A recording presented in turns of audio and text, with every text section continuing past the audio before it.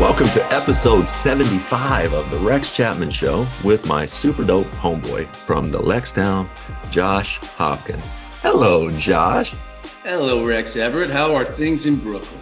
Things are great in Brooklyn. A little chilly, a little nippy. Not too bad, though. Still haven't really had a snow in New York in the middle of February. How are things? That's crazy. I know. How are things in Austin? Considering it snowed here a couple times and was iced over so badly I couldn't get into town last week. Crazy. So in Texas. Weird. Yeah. And yesterday it was 76, and today, right now, it's 49 degrees. Good grief.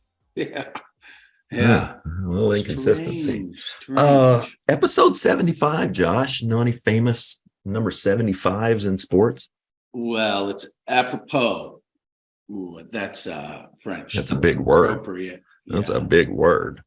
It's apropos. That someone at my door. Go away. No. A Kentucky Wildcat.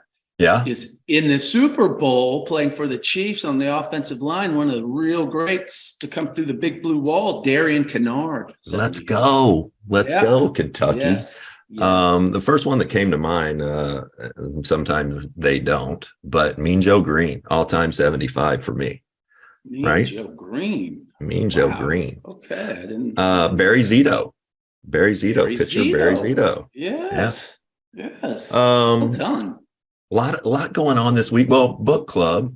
We like to talk about the books that we've, been reading over the week. Inform our audience about things we think are interesting.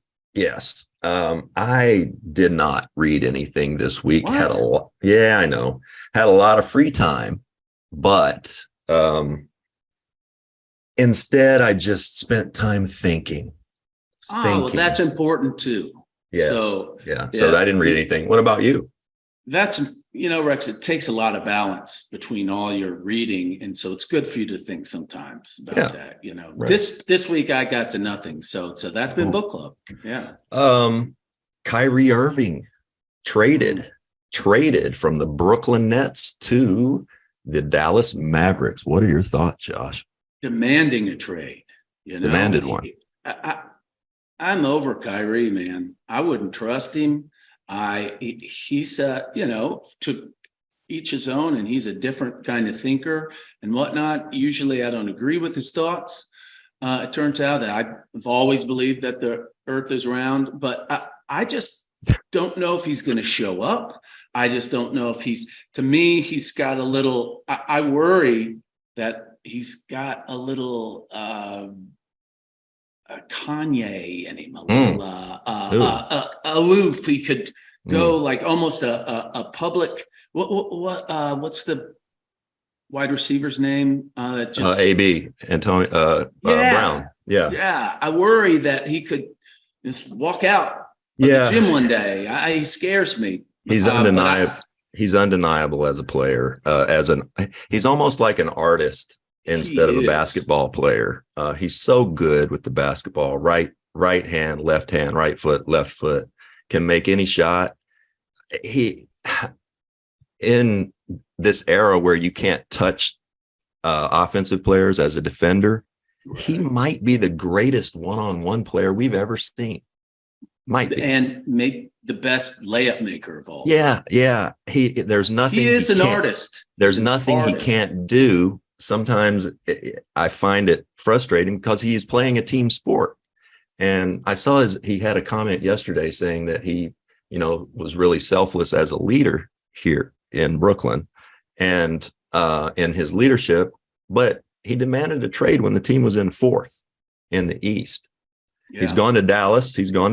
Jason Kidd, good friend of mine. I'm sure Jason has the highest of hopes. And who knows, maybe one Hall of Famer to another. It didn't work with Steve Nash doing it. Maybe it works with Jason Kidd. I was surprised that Mark Cuban took a big swing, but Mark is never afraid.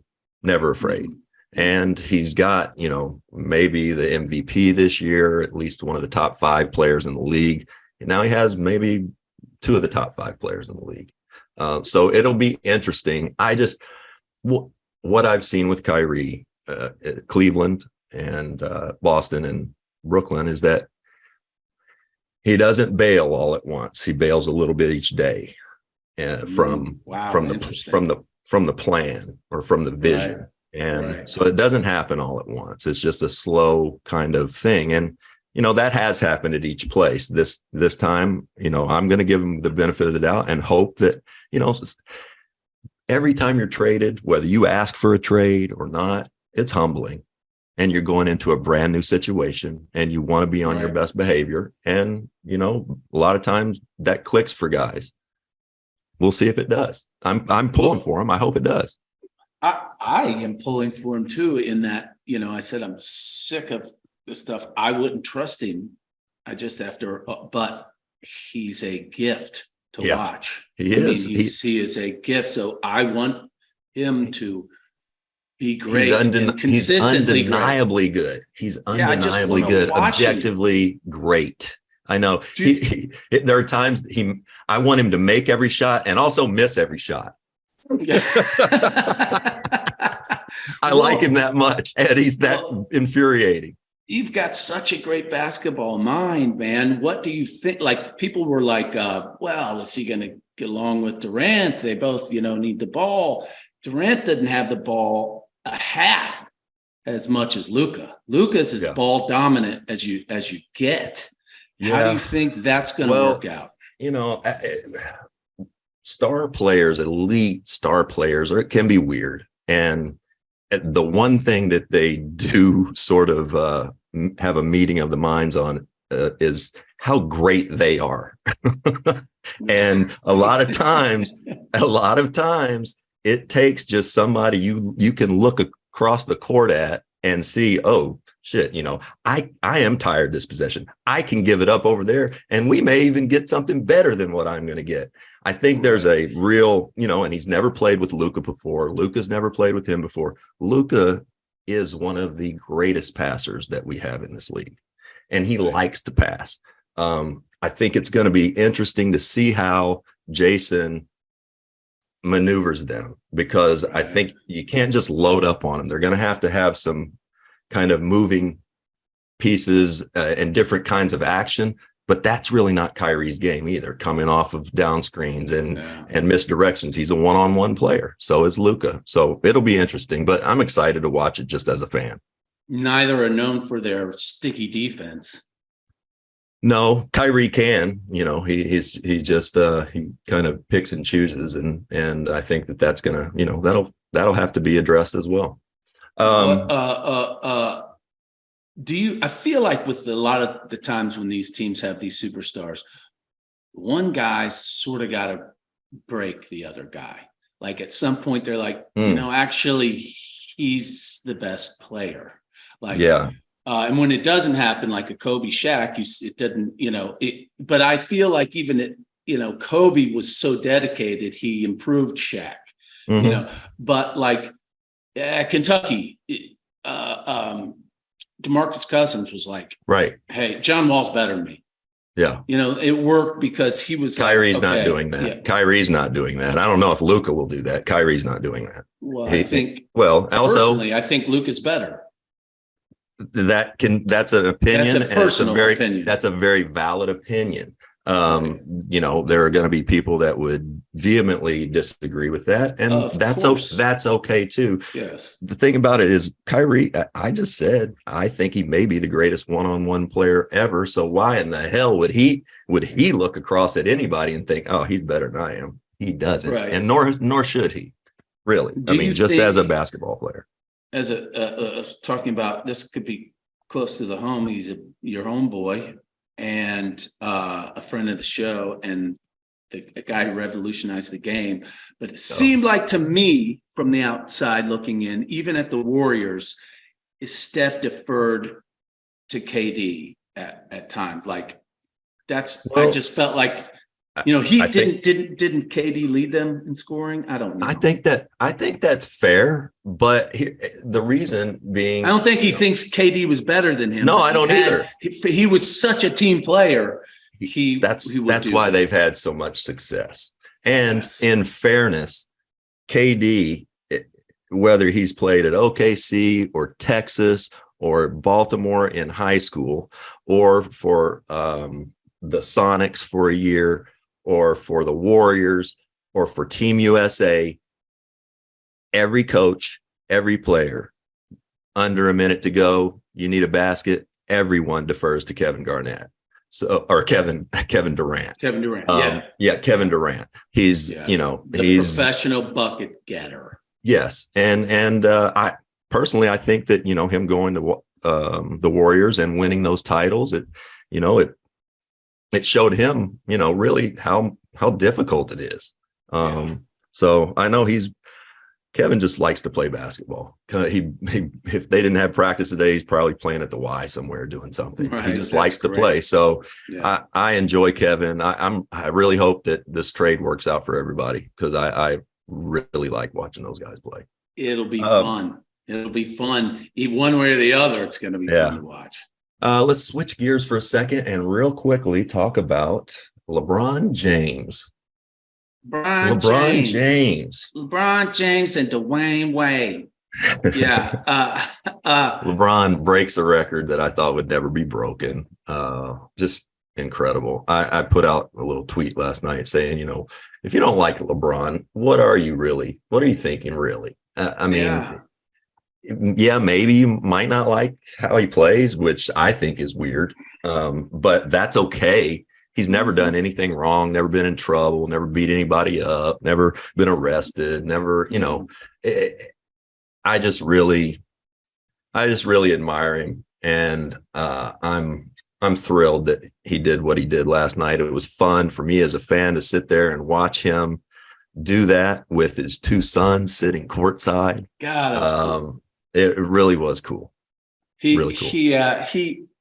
The most amazing thing that he's done, in my opinion, of all these scoring records, everything, and one of the most amazing things I've ever seen in sports and otherwise, is he lived up to the hype.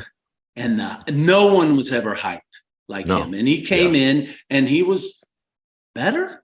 In the internet era, in the Twitter era, social media. The chosen one on the cover of Sports Illustrated in high school. I mean, he lived up to it. He's been a good family man. He set examples. He's very socially active, which some people who don't agree with his outlook, don't like. But to not like, it's a microcosm of what's wrong with society, and everyone has to have an opinion about and it's usually I love or hate. It's never like, I don't know, I don't really care for his game, but LeBron's so good. He's great. I don't like the way, it's like, oh, I hate LeBron. It's like, what? Why? What? How can you do that? Yeah. You realize you're falling into the 24-hour media. And people are constantly talking about how he complains at the referees. They don't remember Michael doing that. Michael was in the referee's ear nonstop the whole game. He did it in a different way. But that's part of it. Anyway, I just think it's fun. Real quickly. Oh, you got No. Some more LeBron there. Real quickly before we get to our guests, who we are both so excited about. The Super Bowl. You got any predictions here? This is weird. I'm glad you brought that up, Josh. Thanks. Lifelong Cincinnati Bengals, because that was, where we grew up. It was the closest team. But I went to 2 games as a kid. One to a Bengals game with my dad and one of his friends. And then another time, my dad took us to, I was probably 10 or 11, me and a friend, Brandy Wilson. And we went to St. Louis to see the St. Louis football Cardinals at the time play the Philadelphia Eagles. And everybody in there was cheering for St. Louis, not me. Yeah, contrarian Ron Jaworski. That was my guy. Jaws, who has committed to coming on the show, by the way, which I can't wait for at some point. Yeah, we're going to trade pods. But Jaws was my all-time hero as a young kid. And for whatever reason, I just liked the Eagles over the last, however many years it's been. I just got a soft spot for the Eagles. So I'm pulling for the Eagles, Jalen Hurts, and go Eagles. What about you? Yeah. It's like one of those, I'm not pulling against anyone because both the teams are likable. Yeah. You like the guys, first time two starting black quarterbacks. It's just a great feel good story. And the Chiefs are fun, but I'm for the Eagles. Yeah, I Pat like Mahomes is great. Pat Mahomes is great. Maybe I love him. Well, Joe Burrow's playing still, but yes, he's very good. Okay, he is very good. okay. But I have so many friends from Philly. Yeah, I have a bunch of friends from Philly, and Philly's a rough town. I've maintained the roughest in the United States. You go there, someone's going to bump into you. Yeah. And well, I've bonded with a friend of yours, Piper Parabo, who's a friend of yours. Her husband, Steven, huge Eagles fan. I met them with you. And to this day, he and I text pretty much every game about the Eagles. Really? Yeah. Well, I got my nephew-in-law, Mike Duffy from Philly. I got a bunch of guys here in Austin from Philly. We'll go watch games and they go crazy. I just get on with people from Philly. I respect them because they're hardcore. Same. I'm just kind of that city deserves it. Love it. Great sports town. Yeah. Buddy, we have a great guest today. I'm really excited, and it's more in your world, which I'm very excited about. We have a buddy of ours who's an actor, big Hollywood type. He appeared in The White Lotus, Stuart Little, Diary of a Wimpy Kid, You Got Mail, Saving Silverman, Dallas Buyers Club, etc., etc. We have Stephen James Zahn. Welcome, Stephen James Zahn. Thank you. I love the full name. And I love that you put in Stuart Little? Yeah. Okay. Yeah. Whatever. It's on my notes. I know it's on your notes. Obviously.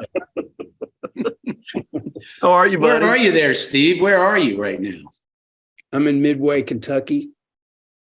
Why? You might be interrupted by a train. Just like you were in New York, but it's a different train. Just like when you lived in maybe Manhattan, but a different train. Right. Yeah, like a subway.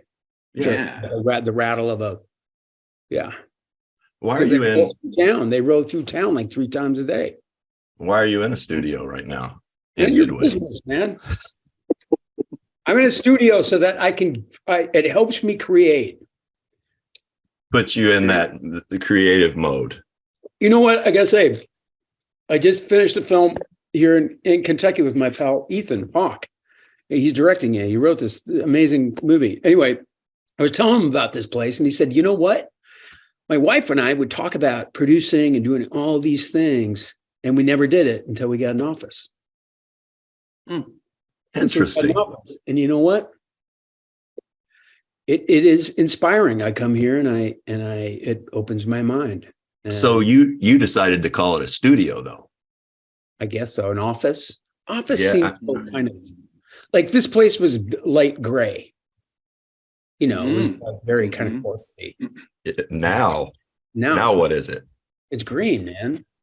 And the floors are blue. You see that blue floor? I like that. I like that combination. I feel creative just looking at it. Hey, Steve, why are you in Kentucky? What do you do in Kentucky? I don't know. Trying to get out of here. Sucks. Why do you live there? I live here because my wife grew up here. She went to Tate's Creek. So when I met her years ago, I was coming here. And I was coming here before, there was nothing else past the mall. Why were you coming there though? For what? Just to visit. Okay. And then we had kids. We lived on a farm in Jersey and then had kids out there. West Central Jersey is pretty, there's nothing out there. It's pretty. Right. So then we were like, okay, we got to rethink this. And I suggested here. And she was like, no. I'm not moving back home. And I said, we're not moving to your parents' basement. We're going to get a killer place in exchange for our farm in Jersey. It's going to be amazing. And that's what we did. So What draws you to farms? Why do you like farms? I don't know. I just like it dark at night. I mean, I don't know. I've always wanted to live in the woods. I've always wanted to, it's kind of how I roll. But you're serious about being out there on the farm. People probably don't know. One of my best friends, my earliest childhood friend, David Helmers, is your buddy. Your kids went to school together, and that's kind of really how we all got to know one another. That's right. But you really are committed to the farm. You like getting out on the tractor, right? And doing stuff. For sure. And that's why this place is great. Because when I'm at home, I'm always distracted with stuff like that. Like, man, I got to fix that. I got to do this. I got to do that. And then when I come here, I don't have that. So I can really focus. Speaking of that, Steve, I've been quite an admirer of yours before I met you.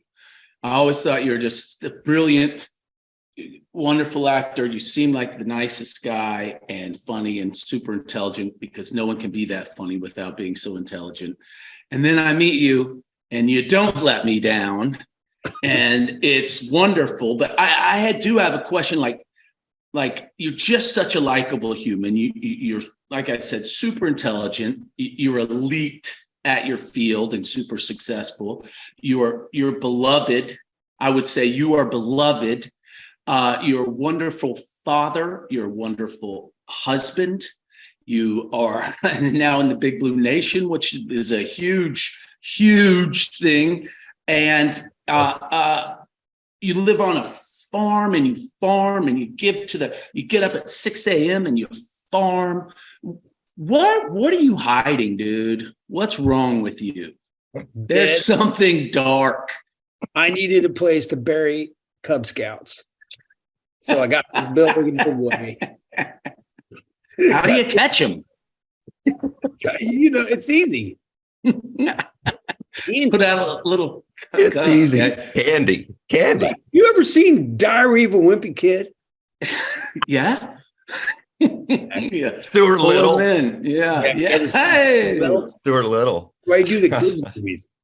Kills and buries Cub Scouts. Thank you. Okay. That's great. What was growing up in Mankato like, buddy? It was great. Was it? Yeah, it was great. Oh, okay. It was one of the greatest things about. What's that? It's Tom Scott. Your boy Tom Scott just texted me. Oh, are you kidding me? Tom Everett Scott of the Own Eaters just text me. Dude, watch this. I'm going to text Scott. Is like, did you just text? Watch this. I'll be like, no, FaceTime me. Did you? Oh, FaceTime me. Okay. He's on set. Technology. Oh, terrific. Hey, Tom. Hey, man. Did you just text Josh?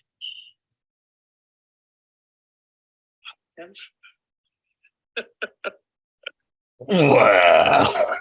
Woo, look at that handsome fella. Gosh. I don't know what to tell you guys. I'm busy right now. I'm making a feature film. Oh, what's that well like? Done. Hollywood's a crazy place. It is a crazy place. What are you doing? Where are you? Los Angeles, which is, it's rare to make a film in Los Angeles these days. Yeah. Look at you two. We got half of the Own Eaters right here. Half of Right here. Right here. Hey, look, This is green screen. Guys, you guys can put anything behind me here. Whoa. we're All right. talking about how great Steve is, but he must be hiding something very dark. Well, Tom knows me well. Trust me. What would you say is the darkest thing about Steve? Well, there's that drifter we killed just to feel like. Who was a Cub Scout Earlier. earlier? Right. He was a dick. All right, dude. This is my turn. Thank you, buddy. Be well. Thanks, Tom. Talk to you later. All right, bye. Fantastic. Hey, man, small world, man. Small world. Fantastic. So when I worked with Tom on something and I loved the guy, he's very lovable. Yeah. And then when I found out that you two were still the best of friends, that made me so happy inside. I feel tingly now. It's great. Yeah, we've gone on vacations together, and you know, his wife and my wife are best friends, and That works. it's insane.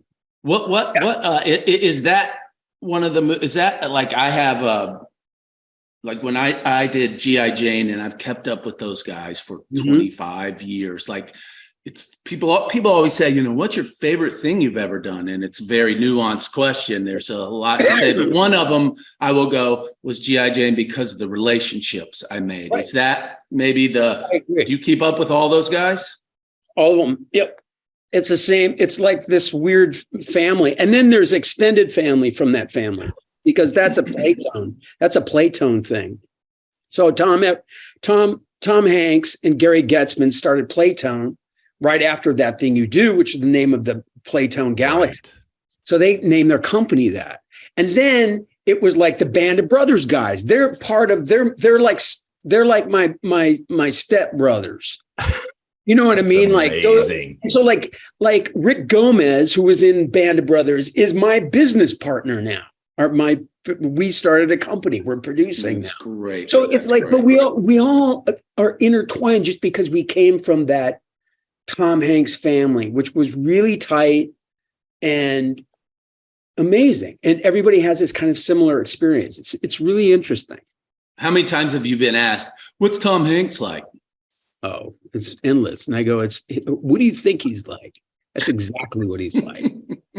Exactly what you think. Like you and he are like what Yeah. you think you're like. And so's Tom. I see the pattern. People that are like, they think they like each other. Yeah. How young were you when you did you ever have stage fright when you got up in front of a class to do when did you realize though that you had something and you wanted to pursue this line of work? I didn't know until, but it's very different. A lot of things you're saying, like getting in front of a class I'm petrified. Like if I do, I did a couple commencement speeches that gives me hives, man. Yeah. That makes me so nervous. Right. I'm going to go read Diary of a Wimpy Kid to a third grade class on Monday. And my friend is the teacher. And I said, you got to send me the book. She's like, why? I go, because I need to read it. I need to work on it. Wow. Because People wouldn't, I get that. And I'm dyslexic. So when I was in school and I had to read for the class, it made me so, I can't even explain the fear. Right. So even to this day, I need to prepare. Right. So I think that's one thing that I've benefited from is that I over prepare because out of fear. Mm-hmm. Yeah. But acting is different than, public speaking or whatever. Did you act up in class? Were you getting in trouble? No. No, I think most actors were the ones sitting in the back quiet, observing. And when the class clown got up, you're like, sit down, dude. Not that funny. Really. You know what I mean? And I think a lot of actors are kind of, they're opposite of what you think. They weren't tap dancing on the table at like Thanksgiving. Hey, they weren't, and those are the kids that act perfect, like in the shows at school, they're fucking perfect. And that doesn't work. It's almost too polished. You're too conscious. You can't lose yourself in a part. You can't get vulnerable and dirty and quiet. And you know what I mean? Like all those things are important when you're acting. So people believe you, I don't know. Really interesting thing. Josh, a few years ago, Sayre, your alma mater, high school in Lexington, Kentucky, they had a charity basketball game, and Steve Zahn and I were teammates for a game. And Steve came in. I don't know what to call it.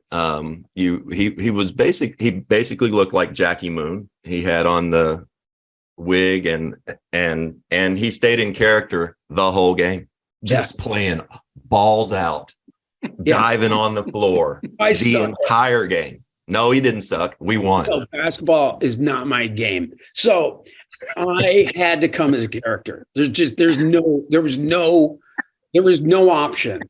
And so I came to, and I think my name was Dash. Yeah. I had elbow pads and knee pads, shorts with the big, like, fro with the big fro.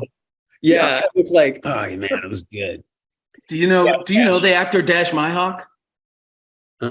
Oh, Dash? Yeah. Yeah. Oh, he's a great buddy of mine, and that's how he plays basketball. Oh, really? Yeah. He's padded up and jumps and dives and plays defense like when you're going to the water fountain. He's like on you. You're like, hey, man, you got the water fountain. So it was a apropos name. I felt like you stole his basketball identity. Yeah. No, I suck at basketball. What's your best sport? You know what? I was a good football player. Position? I was an all-conference D-back. I was a great corner, and then I returned punts and kicks. Wow, you got some speed. See, that's what stood out in character at the Sayre game. He could tell he's got some athletic stuff. Yeah. Mm-hmm. Yeah. Yes, he does.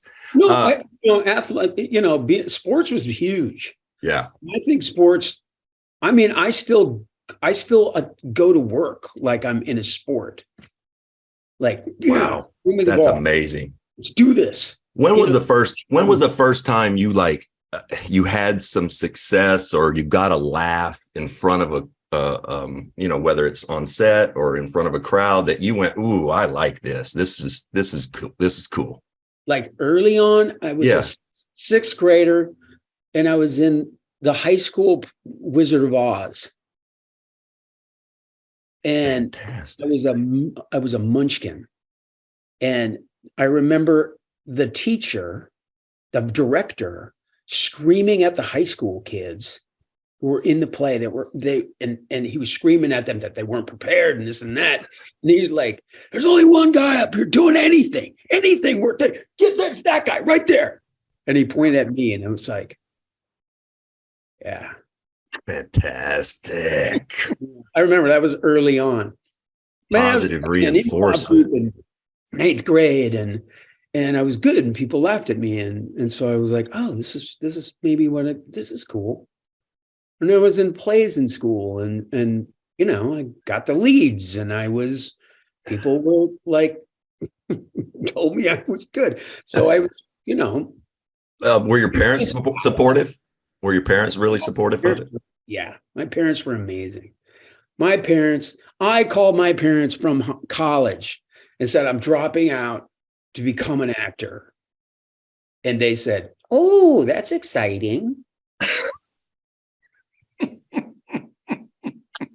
Tell them how you did it, Josh. What? What'd you do? Tell them how you dropped out. Well, I dropped out to come be an actor, and my dad made me then for the rest of the semester because we had a deal. He made me pay my rent back at school until it was over. So I had one more semester. I made it into some class school thing, but I had one more semester. So I went back to Auburn where I went to school and told him I was in school and got a job at the Foot Locker and just pocketed all the money. Yeah. So I was a liar. So that's cool. Well, I would have lied, but I didn't have to. Actually, my dad said, are you going to come home now? I said, ooh, yeah, interesting. And I had to think about it. In the conversation, in the phone call, I asked, will they give me money back for the last half of the year? No, I don't think so. Well, then, no, I'm not coming home. So I went to every one of my classes other than history because I'm a big history buff and I love the history, right? So I went to every professor. I was like, I'm dropping out. I'm going to become an actor, but I'm not going to show up to your class. I just wanted you to know. I'm just going to sleep in. It was the first time I really read. Wow. I was reading books that I wanted to read. I was working out. I was in such great shape. And I was in the plays and I was in the dance group. And I was a bad influence. I was the guy who's, wanted to get a 6-pack and a pizza on a Wednesday night. And they were like, yeah, we know your deal, dude. I got to study. Anyway, it worked out good. Yeah, it did. It sure did. It definitely did. So you got to show off your music and your musical expertise in that thing you do. You're a trained theater actor, right? Right? Yeah, I went to the American Repertory Theater at Harvard. It's a 2-year program. It's the old Yale, basically. Wow. Amazing program. So once you did that thing you did I guess different type roles start coming your way? No. Okay. It's weird. And it's weird, right? As an actor, it's like it's really not until now that I feel like I'm getting this kind of just a crazy different kind of parts. When you're young, they see you and they want you to replicate that part basically in a different way in their thing. I remember going out in New York as an ingenue, as a lead, and every part I lost to Stephen Dorff and guys like Tom and then I started playing kind of the funny, stoner guy. And then I was that guy for a long time. Yeah. It was great. I loved playing that kind of part. And then the leading man kind of things that I've played have always been just kind of a quirky, kind of interesting guy. I've never played kind of like You bring so much to every role, though. You couldn't just be like, I'm a newscaster and totally like you bring so much of you and that stuff. Like you would make anything your own. So I guess I just answered my question. You could play it, but you definitely make it. There'd be some Zahnisms in there. I made that up. Zahnisms. That's a good one. Thanks, man. I mean, but like the last 2 years, it's insane. The amount of the different kind of people I'm playing. It's crazy. It's fun. It's got to be refreshing, right? Oh my gosh, it's great. And then you keep working and people keep kind of rediscovering you. And where have you been? You're like, you just haven't seen my stuff, man. I'm working. We saw your stuff in White Lotus. Well done. Yeah. Yes. Well done. I had to approve that fake thing. Oh, it was fake? Yeah. No. It was prosthetic. Not as well done. It was a prosthetic on a fake me. Because Mike was like, "Hey, do you want to do this?" I said, "I've done the prosthetic before, Dick. Yeah. Strange Wilderness." Yeah. I'm like, it takes 3 hours. No. So I asked him, are you going to pan up? He's like, no, I know exactly what I'm doing. It's going to be, she leans in, boom, back to her, we're not going to do the thing. Fantastic. He knew exactly how he was going to cut that. So I didn't have to be there. I said, let my dick double. My dick double. Where he did. And let me tell you, that was a hard day's work for me. It was a lot. Not everybody knows I'm Zahn's dick double. Yeah. Hey, Steve, tell me about I think you're living in New York and Ben Stiller kind of discovers who you are. Yeah. Tell me about that. Well, I was doing a play called Sophistry. It's Jonathan Mark Sherman play. It's great. And it was with Ethan Hawke, and it was with Austin Pendleton and That was great. It was Callista Flockhart was in that play. And Fantastic. it was Brights Horizons, and Ethan was doing Reality Bites, and Ben came to see the play. And he Wow. was like, oh, you should read for Reality Bites. So I did. And I got it. It's like old Fantastic. school New York shit, right? Yeah. You know, like, I don't know. Do you have like I know it's a series at some point, but do you consider one thing like your biggest break? Probably That Thing You Do. Yeah. I think that was probably, I mean, it was such a gradual thing for me. And there's so many valleys after that, but Yeah. you know, where you're just not working forever. I mean, that happens now. I mean, you just get used to it. You're just able to weather it better, you know. But probably That Thing You Do or Out of Sight was kind of a big deal at the time. Did you expect Frank Heffley to be one of your more recognizable roles? Yeah, I did. Because Did you? my kids, no, I did. My agents called me and said, hey, there's this movie called Diary of a Wimpy Kid. My kids at the time were like 7 and 9. I read those books to them every night. Wow. So I was telling my agents, you guys don't understand. This is huge. If they do this right, it's huge. They said, well, they want you for a 3-picture deal. I said, great. Just take what they're offering on the first one and get them on the second and third.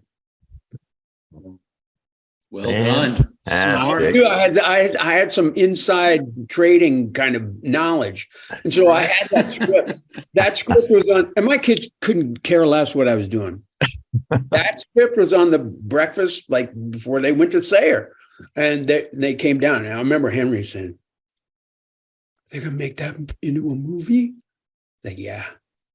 Are you going to be in it? I'm like, yeah. Like, are you playing the brother? I'm like, no, I'm playing the dad, dude. Get that. Oh, that's just so great. I knew I'd be a god at pickup. I was. It was crazy. Do you remember what you did? Do you remember what you did? We were playing charity softball game together, and the kids in front of us realized you were in Diary of a Wimpy Kid. I can't remember. Josh and you and I were sitting there in the dugout, and there's these bat boys, 8, 9, 10, 11, 12 years old. Yeah. You want to take it from here? Me? You tell it, Rex. All right. So we're sitting there, and the 3 of us noticed that they're talking about you. And they're about to turn around and ask you if you were the guy in Diary of a Wimpy Kid. And they turn around. One of them says, hey, are you? And you said, shut up. Don't talk to me. and then you said, yeah, that's me. Sorry. What do you want? Scared the shit out of them for a second. You know, They'll never forget you. No. Oh. Exactly. Yeah. That's how you do it. Do you have a regret, something you passed on that you're like, why did I do that? Band of Brothers. Oh, well, yeah. They're all your brothers. Yeah. And now you passed on that, huh? Because that's my thing. I had to. It's my biggest regret. Those guys know, Tom knows the whole thing. But a couple reasons. Number one, I was starting to get like somewhat hot. I was starting to get a lot of offers on stuff. That wasn't really the reason, because it was a long gig in England, like 8 months, and it was early HBO, and where they didn't pay. You know what I mean? It was like you were part of this group of guys. It was about the experience. So, but we were pregnant. And I thought there's just no way I can pass up doing some movie where I'm going to make some money and I'm going to be gone for 2 months, or I can go to England and do what I really want to do, what I'm really passionate about. And so to this day, it's really a bummer. Yeah. Well, you are a huge history guy. Do you have a like a film you'd like to make about history and be or produce or be in, or is there a particular figure in history that you? No, not really. I mean, when I did a movie called Rescue Dawn with Werner Herzog and Varner. Werner. And it was an amazing experience. It was incredible. Like that to me was like it was that fulfilled like a big thing. I mean, look, I just got these yesterday. You can't tell what that is. What are those? Arrowheads. Yeah. Look at those arrowheads. Mhm. Lovely. Yeah. Lovely. This is episode 75, Steve. We waited for this one for you. Two reasons. One, we knew when LeBron broke the record, we'd want to have Steve Zahn on to talk about it. Oh, yeah. And then also, most people don't know you're actually 75 years old. So what did you think about LeBron breaking the record last night? Did you watch it? I did not watch it. I was watching the president talk. Some of us have priorities, though. I didn't watch it, but I saw all the highlights. But if I wasn't watching the president, I would have watched the Cats get their asses kicked by Arkansas. Where do we stand right now with our Cats? What are your thoughts on the team? It's just like it's such a hard. Can't there be? There's one easy game, just one. One game where you're like, all right, well, this is fun. I just go out of my mind, man. You're really big Blue Nation. You are big BBN, aren't you? Yeah, I can't help but feel. So I know. And I can't sit and analyze like you can, obviously, but oh yes, you can. It's like watching ballet, but yeah, I mean, there's real fundamental things that you watch as a athlete or somebody who's been, and you're like, what's going on here? Why don't we have that? Josh and I just talked about it last night. We were like, oh, there was one play late in the game. They had 4 guys on the court and we had 1. And I just jumped on the ground for the ball. Like and I just wanted to dive through the TV screen. Oh, anyway, but talk about that. You're a transplanted.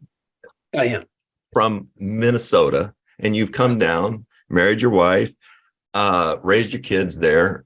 Talk about Kentucky sports for a minute and kind of what it means to you. But had you ever seen anything like that before growing up where you grew up? No, okay. Not at all, because the Golden Gophers, that university is in a city. Right. It's in a city that has had the North Stars and the Wild and the Twins and the Vikings, and it has those teams. It's really simple. I mean, you go to the South, the SEC. Most of these schools are in the middle of nowhere, and they're in states where there's no pro team. And so it becomes this obsession with people, and it's beautiful. It's there. It's hard to explain. It's very tribal. It's very, and it's hard. And I, my feelings are my feelings. I can't help but get bummed or really excited. And it's addiction. It's like a drug, man. You're just there's nothing better, man. When that happens, it's that year. And it's enough to just hang in there for that to happen again. I just love it that I tell this to Josh all the time. When I find, come across actors, entertainers who are not in sports, but love it like that. I remember being at Madison Square Garden during the national anthem my rookie year and looking around, and I saw like Ben Stiller and his dad and Candace Bergen and Robert De Niro courtside, and they got their beer and their popcorn. I'm like, man, that's cool. They're coming to watch us do what, when we go to the movie theaters. I just love that's an escape for you. You get for the 2 hours or 3 hours that you're sitting there watching, you're thinking of nothing else. You're genuinely rooting from your heart. Yeah. Amazing. It's great. I feel bad for people that don't get it. Yeah, me too. I mean, I feel bad for if you're not into it, you're not into it. But people go like, will go out of their way to go like, I don't like sports. I'm not one of those people. And you're like, yeah, you know, I don't want to hang out. Would you have friends? I mean, do people ask you out for dinner and stuff? I mean, really? You don't have any magic? There's no unicorns in your world? You know? Right. It's such the ultimate art form.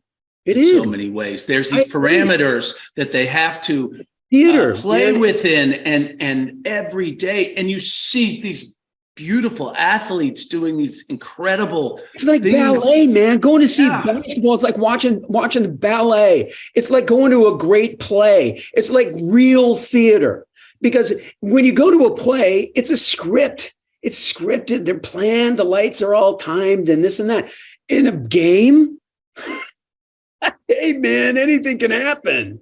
This sounds crazy. I'm gonna have to go see one of these play things. This sounds awesome. Yeah, you do. When's the first time? Huh?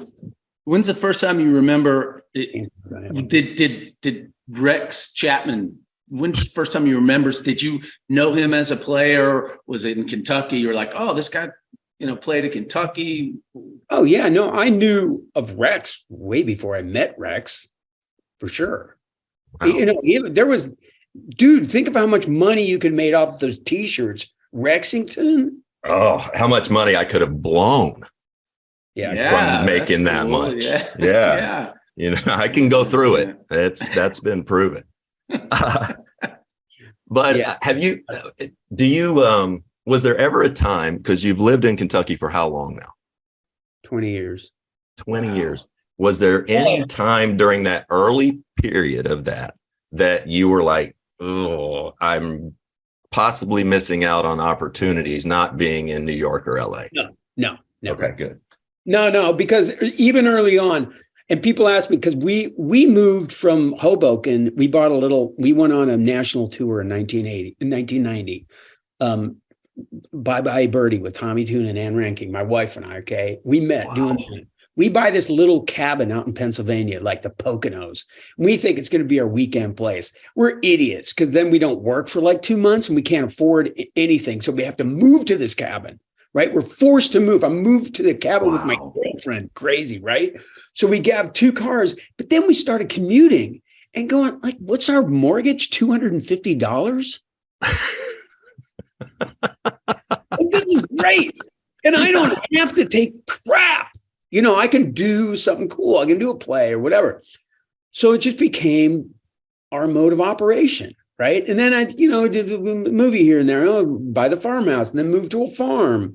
So it was just this gradual thing, but we always lived outside. And people go, what do you think you missed? I go, I'm sure I missed a lot, but I just don't know what I missed.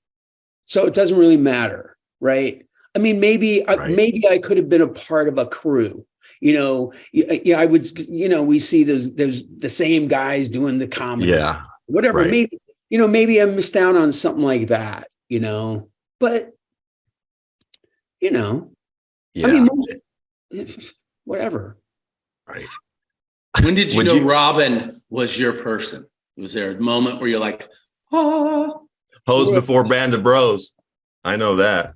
Yeah. 1990, dude. She walked in. I wasn't supposed to do Bye Bye Birdie, and she wasn't supposed to. She was out on chorus line, but they waited. They said, no, you can come in 2 weeks late. I came in 2 weeks late because the guy they hired got a pilot.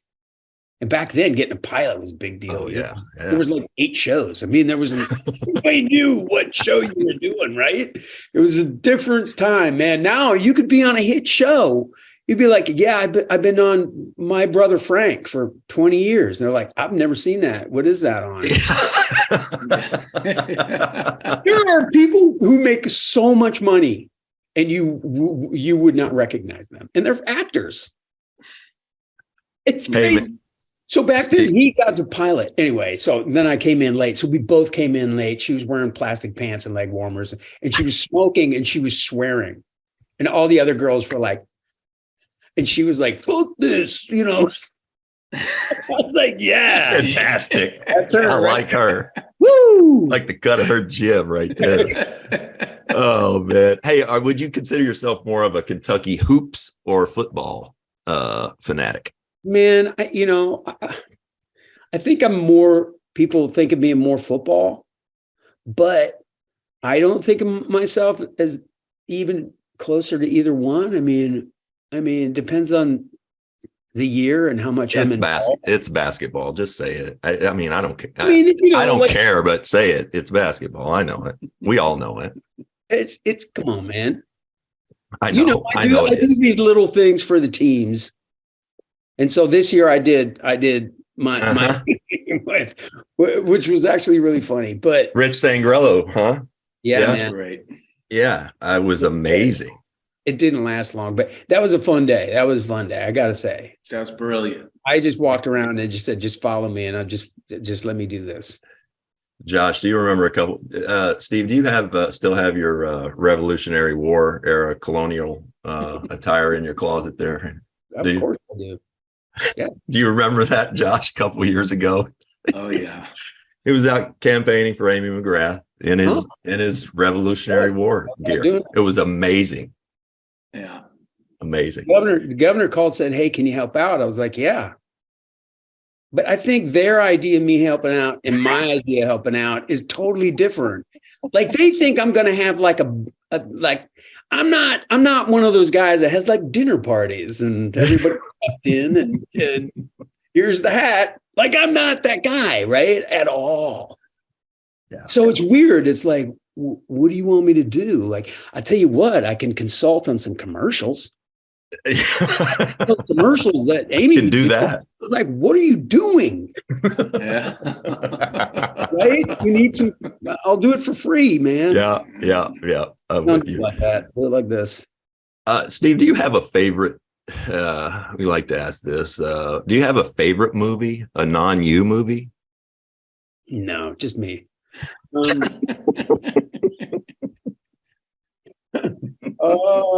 Yeah,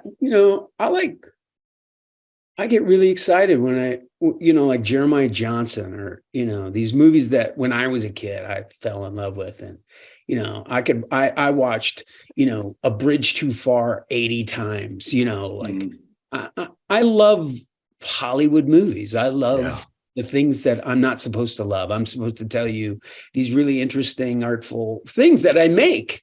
But when I sit down and watch something, it's like, it's those old spaghetti Westerns and, Lonesome Dove, man. I can sit, there's certain movies that are on. I got to watch it. Yeah. I hear you. Is there anybody that you'd be starstruck by? All the time, man. Like, is there one particular movie star that you'd be like, oh my God? I mean, I was with Tom. Sure. Right? Yeah. I was with John Malkovich for sure. Oh, wow. I mean, I was with, Yes. I mean, I can go down the line and go and tell you like who I was petrified. And even people, like I'm going to go do this thing with Rebecca Ferguson. And it makes me nervous. She's really amazing, man. It's a great show. And I'm coming in late. And like, it makes, who I was starstruck with? And I was talking about this earlier with someone else. Andy Serkis, man. So I'm doing Planet of the Apes and I'm playing a chimp. And I'm with these people that have been doing this for 4 years, 5 years. They're pros, and it's really difficult and physical. And so my first day, I walk on set, and it's this set that had to have taken 3 months to build, with like fake ice and snow, and like it's this chalet, abandoned in the mountains, and I realized, wow, man, I got to be good. The first minute, I got to be great today. I've got to be great. And I had a migraine at the end of the day. I was so nervous and so just like, I'm terrified listening to it. I really am. Like 5 months into the thing, you've established yourself. Yeah. First day, man. It's the first day where you're like, I have to be the same that I am in 4 months.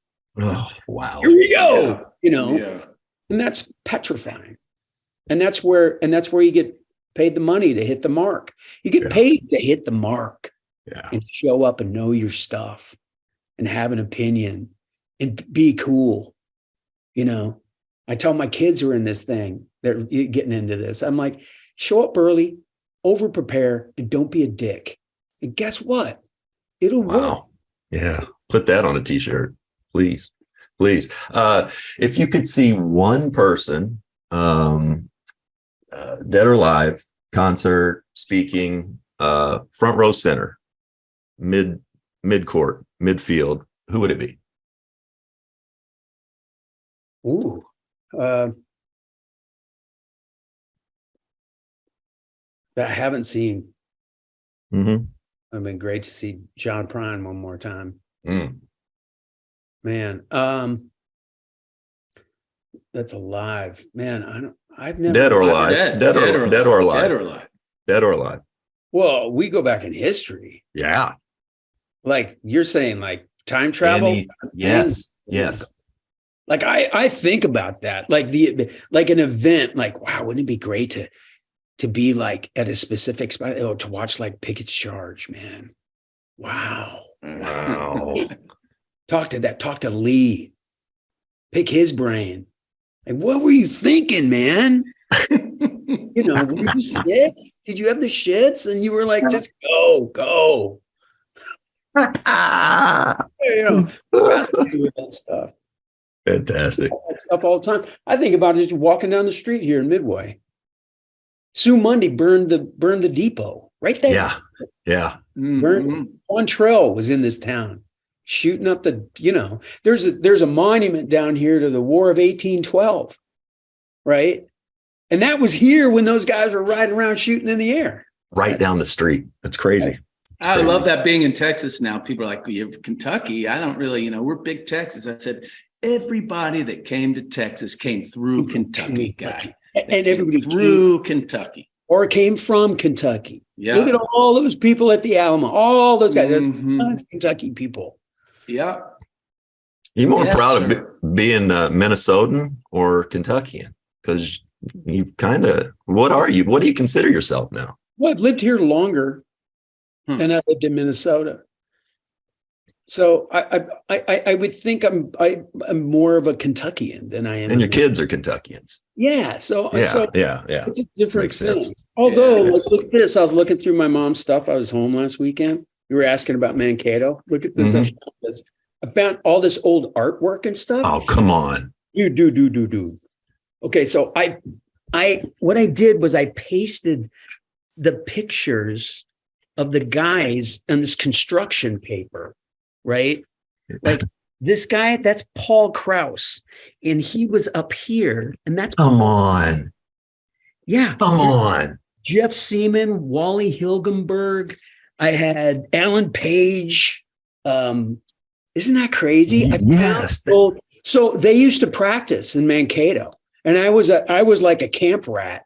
I rode my dirt bike up there every day and would watch. And that's back when these guys had, they worked other jobs, smoked cigarettes. Yeah, man. It was crazy. And they would like let you could hang out with them, move them into the dorms, it was insane. God, so I've always had this kind of like, and I have all these things that were signed.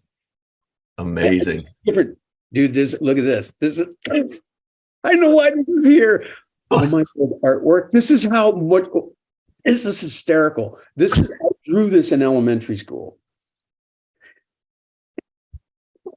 What? It's like dead brains, right? And this is what I wrote over the top. What does it say? It's all over. Dude, this is a timeline. It's a timeline, right? And it's like, I was born, my first birthday. We adopted my sister, 71. My first day of school, 71. And then I stopped sucking my thumb, 1971. And the next thing on here that I did put was that Vietnam War ends 1975. Wow. This timeline of like, stop sucking my thumb. Vietnam is over. I get a pony. 1980. Dude, I grabbed this. My sister's like, what are you gonna do with this You stuff? gotta laminate it or do something with it, No. protect it at all costs. This Look at kind of that. stuff, like this kind of stuff, right? It's like pile of it. And she's like, Oh. I'm gonna throw mine away. I don't want it. I said, well, this is presents for my friends for the next 10 years. That's fantastic. Here's some art. Thanks for sharing. Oh my God. Always had that creative urge, though. Had to let it out. You had to let it out, Steve. No, yeah, I guess so.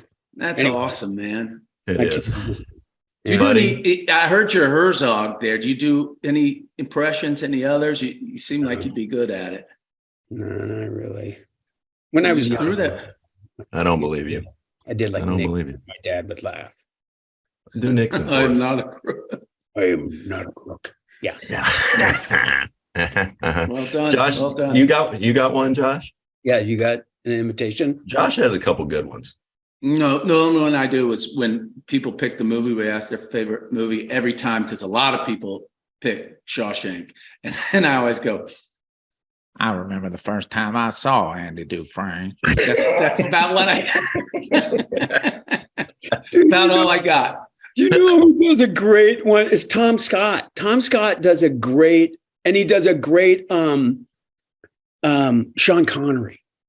Oh, Have him do is Sean Connery's hysterical. do you Fantastic. think we could get Like the Own Eaters on here, all of them, at Yeah. some time? For sure. You think? Okay. Yeah, that's Okay. just everybody's just a seminal movie. Just that would Yeah. be unbelievable. Yeah, we're not going to hold you to it, but we're going to hold you to it. We'll do it. All right. Let's we'll go. do it. I know John will do it. John, I text with regularly. Do you? Yeah. Yeah. Well, I don't even know how we know each other. Twitter he's and through you he's guys. down in Nashville. Yeah. Buddy, thanks for doing this today. We're going to let you get back out to your farming and studioing. Thank you, Steve. Thank you guys. Well, Steve's on. I mean, I hope people got a sense that he is what you would think Steve Zahn is really like. I mean, Yeah. what a God, I admire that guy. Show up, be prepared, don't be a dick. And he's so talented and so quick and so funny. And he's got such big balls about stuff like coming to the game and staying in character. And That, but also what he said there at the end about being on Planet of the Apes, the pressure that you guys put on yourselves to, it's no different.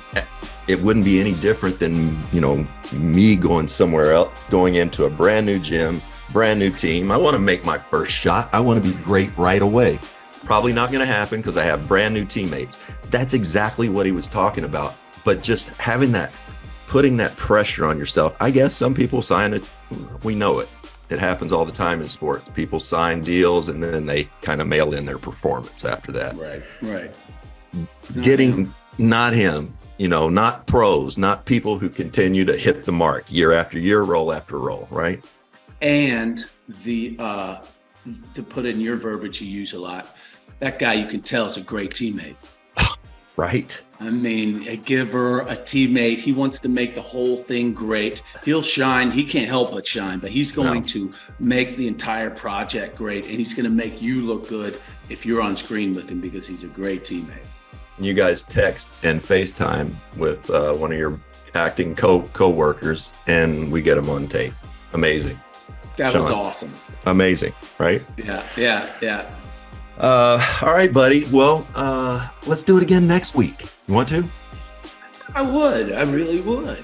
All right. Well, that's been Steve Zahn, episode 75. Join us back here next week for the Rex Chapman Show with Super Dope Josh Hopkins, powered by basketballnews.com.